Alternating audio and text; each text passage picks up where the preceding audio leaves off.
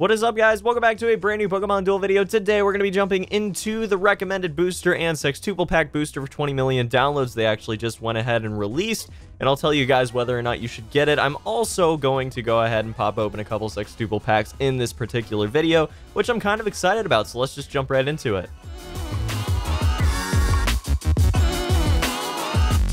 So first off, guys, we have Suicune. Now, Suicune's a little bit interesting. I'm actually pretty excited to try him out if I do end up pulling him at some point. So first off, has the ability Purification. When this Pokemon moves from the bench to the field, remove any special conditions and curse markers from all of the Pokemon you have in the duel. So first off, I love the ability, making it so not only it's relevant just because of the curse markers in case that ever gets out of hand, it's sort of a counter for that, making it so water decks and other decks that just use utility Pokemon alone can definitely use it as well. I mean, it's a pretty decent Pokemon with a pretty decent ability, but it also does have the status removal as well, which makes it, or special conditions rather. So status removal essentially, which is really, really fantastic. I'm very excited about that in particular. Now you go over to his spinner, that's a little bit less good. I mean, it's not quite as good as the ability there. We have 2 dodges making up about 16%, and 8% miss goes down to 4 at max level. You have 2 physicals. Now, Ice Beam is great as per usual. I mean, you guys are always going to hear that. Ice Beam is great because even when you get knocked out, it does give you a positive. Your opponent definitely has to go in and sort of take care of that, or they're going to lose their Pokemon. So, Ice Beam is great, even though the damage isn't great. Hydro Pump leaves a little bit to be desired. I mean, 24 size for Hydro Pump and only being 70 damage. I think it kind of needs a buff there. That said, it is a utility piece. It's not a beater. It's not a beatdown like a Terrakion. It's not a Deoxys attack form. You know, it works as a utility Pokemon. So I definitely get the fact that it doesn't have crazy damage. And in water decks, it still will have really big damage. Then moving on to Sheer Cold. So 2-star purple, the battle opponent is knocked out. If the opponent is frozen, exclude it from the duel. So I have this fantastic idea for a freeze-based deck, and I think that that'd be a lot of fun if we could actually use like Glaceon and maybe Empoleon and Suicune, and then try to use 2 Suicunes so you could take full advantage of Sheer Cold. I think that'd be a really fun deck to try out. I doubt it would be competitive, but excluding Pokemon from the duel, I mean, you guys know I'm a huge sucker for that. So I hope that I get him. I hope I can try him out. Do I think that he's necessarily worth pulling for? Probably not. I would lean towards no, but if you think that it would go good on your water team or a utility piece on any other team, then, you know, go for it. Why not? Moving on, we've got Swampert. Now, I had pretty high expectations for Swampert since Sceptile was just so fantastic, and I have to say, I'm not exactly fully excited about Swampert like I was hoping that I would be once I saw him. You read his ability, Mud Coating. When this Pokemon is on the field, if there are 3 or more Water-type Pokemon on the field, your Ground-type Pokemon with MP 1 or lower get +1 MP. So, basically, this works really well if you want to throw Rhyperior into your Water deck that has Corsola and Swampert and Manaphy in it. It's definitely risky to run that many 1 MP Pokemon, especially because 2 Pokemon are sort of support Pokemon more than anything else, but I will say that they synergize so well together that that might actually be viable, and if I do end up pulling Swampert, we will absolutely be trying that in the future, because if I pull Swampert, I'll have all of the figures that you need to go ahead and try that out. So first off, we've got Hammer Arm, 110 damage, pretty good, not bad for sure. I mean, 110 damage on just throwing it into your deck and being good with it is awesome. Marsh Stomp is a little leaves a little bit to be desired. I'll just say that. Not great. But if you can evolve Marsh Stomp and then have a Manaphy on your team, 140 damage is nothing to sneeze at, especially for 36% of the spinner.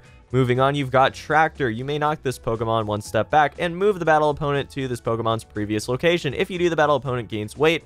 I think this is situational. It's definitely not fantastic, but it could be good. Now, I do, again, think that Sceptile does outrank Swampert in this specific position. So, I will say that the blue is probably a huge outrank as far as Sceptile is concerned when you compare him to Swampert. So, moving on to Ice Punch. If this Pokemon is knocked out, the battle opponent becomes frozen. Just a 70 damage, freeze the opponent type of deal. I do like that. I'm a pretty big fan of that. 8% miss, I mean, it's not great, but again, we use stuff like Gyarados, you know? So, I mean, if you use Gyarados and you level a Swampert and you have problems with Swampert's miss but not Gyarados's, then I don't think that that's quite right. So I'll say that his miss is probably about medium-ish sized. Probably not terrible, definitely not too terrible to use, but I will say it's kind of it's a point in favor of not using Swampert on your team. It's not great to have an 8% miss. I don't like that at all. So I'll say probably not pull for Swampert.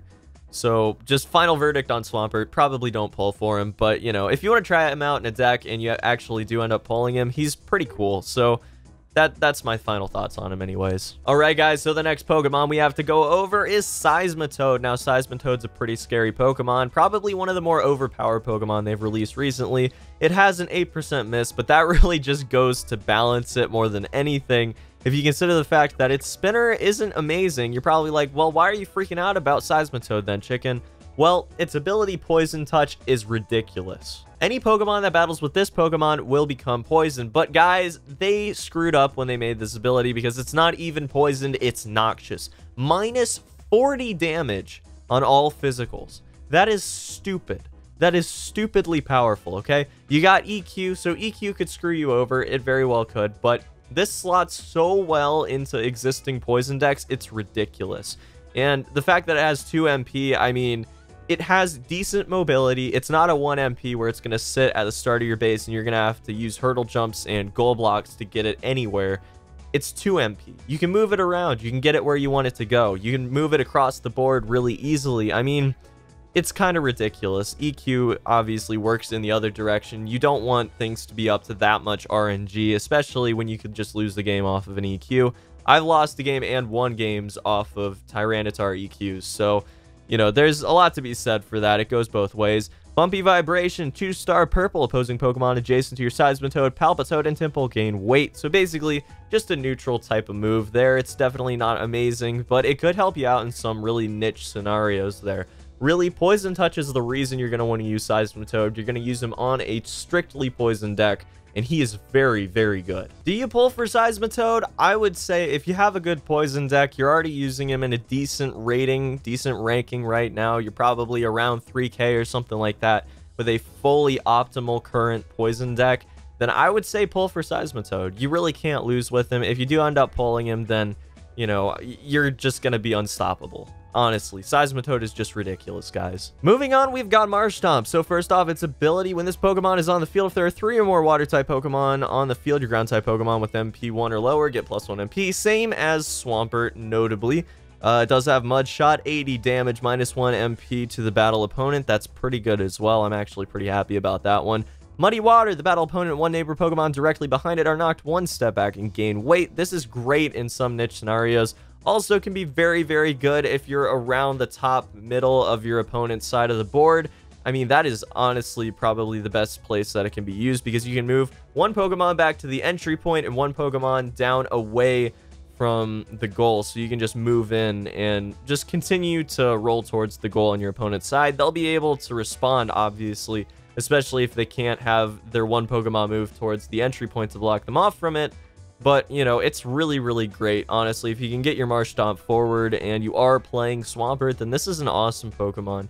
And overall, I mean, its miss is, again, 8% MX level, so it's not fantastic, but it's definitely usable, that's for sure. Stunfisk is pretty hilarious, in my opinion. I don't think he's really that usable. His ability, Electric Mat. Other Pokemon can move over this Pokemon when using an MP move.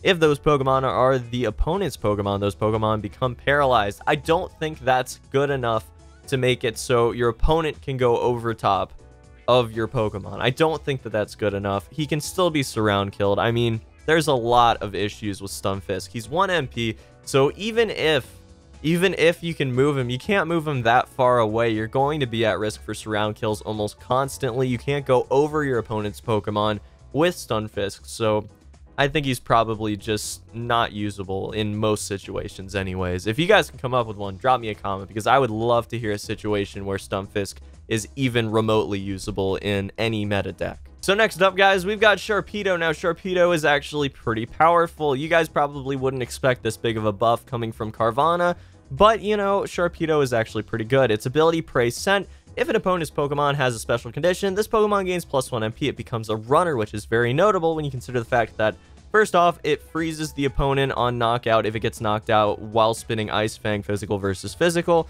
You roll down to the other physical. Oh, Noxious Fang. It actually makes the opponent noxious if it gets knocked out. So it's a suicide runner that actually positively benefits the rest of your team.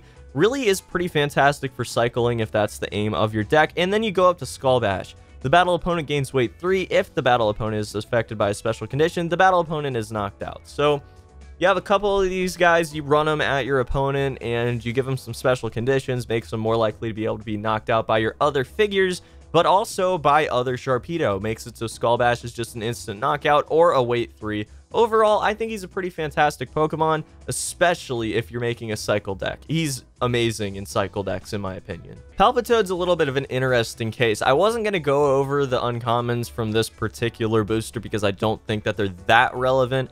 But if you look at Palpitoad, his ability Long Lick is actually pretty funny. Instead of an MP move, you can force an opponent's Pokemon that is 2 steps away from this Pokemon to spin, specifically 2 steps away. If you do, this Pokemon gains weight. If the result of the spin is a wide attack, that Pokemon gains weight 3. I mean, that's actually kind of relevant. It can sort of stall out games, especially if you're going for something like a weight loss. If your opponents manage to lose all the way up to the top side of their board and you can't really lock down the game because they've got something powerful defending their goal. Maybe they've got 2 Pokemon left over that are defending the goal. Palpitoad can actually help with making the other Pokemon move or just giving him a straight up weight loss. I'm actually really interested to see if that ever comes into play. And I'm excited for that ability because it means that the Pokemon Duel creation development team, whatever you want to call it, they're actually thinking out of the box here. This is a very interesting and unique ability, and I'm excited to see exactly how it impacts any meta, if it actually does at all. Its spinner is just mediocre. It's nothing I really want to talk about. Now, again, I was not going to go over the uncommon Pokemon, as they usually are pretty much irrelevant. Tympole is an exception to this rule. So first off, it's got an 8% miss maxed out. And being an uncommon, it's not that hard to max them out. So, you know, 8% miss, it's, again, not terrible. But it does work against you wanting to include them in your team. Now, I will say that its purple is awesome. Bubble and Bubble, 40%, not great. But Danger Signal, 2-star purple. One of your Seismitoad, Palpitoad, or Tympole that is not asleep or frozen may be able to be moved, or may be moved within their MP range. That Pokemon gains weight. This is actually really cool. You can sort of force some really awkward scenarios for your opponent. And if you're running 3 Tympole, that's a runner that can be moved within its MP range by rolling a purple on any one of them. So that's pretty crazy, and I'm actually, again, excited to see if that has any implications on any meta whatsoever. So in a very odd twist of fate here, we have Seaking and Goldeen. Now, Seaking is pretty irrelevant in my opinion. Probably decent for suboptimal water teams if you have a couple Manaphy's, or you have a Manaphy and you have a couple other decent water type Pokemon, but maybe you don't have Gyarados. You can use Seaking in place of him. He's a pretty decent beater in my opinion, albeit definitely not as consistent or nearly as powerful. But Goldeen, now Goldeen is going to be used in the upcoming gym. I can almost guarantee it, especially if water type teams are over the top. Like, there's way too many of them in the Gym Cup. We are going to be seeing so many Goldeens, guys. Honestly, it could have no ability and the rest of its wheel other than Waterfall could be a miss, and it probably would still be used in the upcoming Gym Cup because Waterfall is a very, very interesting move and probably will get a lot of play if water teams are overbearing in the next Gym Cup. If the battle opponent is a water type Pokemon, this Pokemon takes no damage and moves to a spot beyond the battle opponent. So basically what that gives you is a forced hurdle jump. If you go up against water type Pokemon and roll physical versus physical, it will not get knocked out. It's kind of invincible if you're going up against a water deck that doesn't run Gyarados or other purple Pokemon, basically. It's kind of ridiculous, and I'm very excited to see the implications it's going to have on the next Gym Cup. So as far as if I will recommend getting the recommended booster right now or not, I have to say it kind of depends on your situation. If you guys are new to the game and you're actually just getting on this video to see if you should exchange or not on it, I would recommend against it because so many of these figures rely on having other figures to synergize with them. You know, even the 3 EXs, only one of them actually works without a team that synergizes with it. So I would recommend against that, go for the Sextuples for sure, if that's the case. If you're sort of a veteran of the game, though, if you have a lot of figures to work with, and some of these figures synergize with teams that you already run, maybe you go for it, you know, why not? It's definitely a fantastic banner if you're already playing the game for a while and have a decent collection of figures. Now, there is one situation where I'd recommend above all else that you do go ahead and exchange on this recommended booster, and that is if you have an already successful poison deck and you want to grab Seismitoad, because he's so powerful. It's ridiculous, guys. It would slot so well into some of those current decks, and I do think that if you guys don't go for him or exchange your materials for him, even if you have a good poison deck, you'd be doing yourself a disservice if you didn't get him. But yeah, guys, we're gonna jump into a quick Sextuple booster opening right now. You guys have listened to my entire rant about the entire recommended booster and all that, so I'm gonna hopefully reward you guys a little bit with some awesome booster openings here. So we've got 6 of them, guaranteed EX for those of you that don't know, but I can't imagine any of you guys watching right now don't know that there's a guaranteed EX here. Higher rate of getting an EX overall. Deoxys are notably in this recommended booster, or in this Sextuple pack. We're going to grab our first EX right now. It's going to be a Moltres, and I actually am not really excited about this. It's my 3rd one, and I'm really not a fan of Moltres. I'm really not. I'm a fan of Zapdos because of Thunder Crash, but that's really it. So, going to be a Skorupi for our 3rd booster here. I hope that wasn't our only EX. I really do. I think it would probably be a waste of gems if we don't grab something else decent. We're going to grab a Ghastly there. Not something I'm too hyped about. Oh, we got a rare going on right now. It's going to be a Meowth. Okay, I mean, I guess we'll take a Meowth. I still remember the early days when Nick from Trainer Tips ran a Meowth deck. That was pretty cool. Going to be another EX. What are we going to grab? Come on. Metagross. Well, whatever, man. I was kind of just spazzing out there. But yeah, that's going to be our last booster, and Awakening, Force Remove, and Desperate Time. So nothing too amazing. They're 2 EXs, but they're ones that I'm not super crazy excited about here. We're going to pop open another one, guys. We'll see if we can't pull at least one Deoxys. I want Deoxys attack form just for some of the utility he provides on certain decks that I run. I probably wouldn't run a Cosmo Energy deck unless I pulled most of the Deoxys here.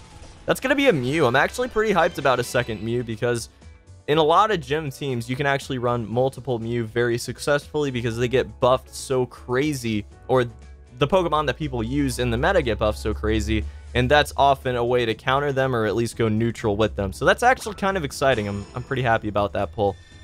And then, obviously, it could also be a chain level on Hypersonic if I really wanted it to be. Gonna grab another Natu. I could go my entire life without seeing another Natu on this game, and I would be totally fine with it. Another uncommon. Come on. Shuppet. Okay, well, free chain levels, man. I will take that, I guess. Another uncommon, man. No, Skorupi. Give me one more EX. Give me a DOA. Give me a DOA. That's all I need. Dio attack form. That's it. Sliggoo coming out right now. Probably not going to get an EX here. Oh, rare release. And it's going to be an EX, guys. Come on. Give me something good. Okay. I'll take that, actually. Deoxys speed form. Very happy about that. That's really good, actually. I don't know. I said that I wouldn't run... I said I wouldn't run Cosmo Energy if I got it. But if I actually had all of the Deoxys attack form pulled, like, I would be okay with that, you know? I think that that'd actually be kind of fun. So, you know, that was some pretty decent openings there. We'll open the rest of them throughout the next week or so. But, guys, I hope you enjoyed the video. I hope you got something out of it. Definitely recommend, again, that if you have a poison deck, you need to go ahead and summon on the recommended booster. But, yeah, that's going to be about it for this one, guys. Hope you have a fantastic day. Hope to see you back here for the next video very, very shortly. And until then...